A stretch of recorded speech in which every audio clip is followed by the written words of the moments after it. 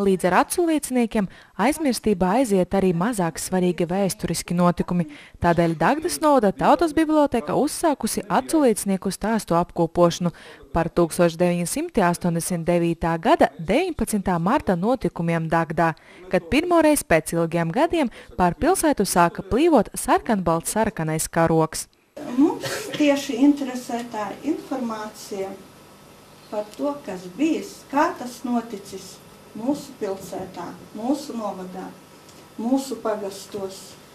Un tāpēc liels paldies, ka ir tādi entuziasti, kas uzņemas tik lielu darbu.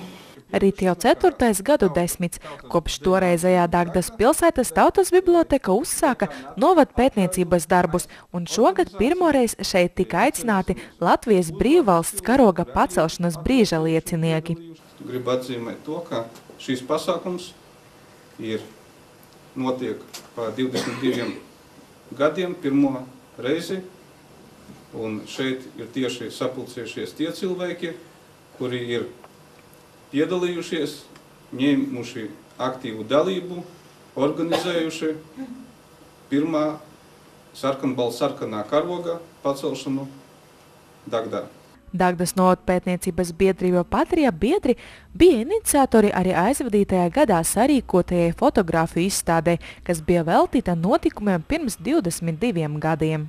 Dagdas novada pētniecības biedrības Patria un Dagdas novada bibliotekas sadarbības rezultātā mēs gūsim materiālu par to dienu notikumiem.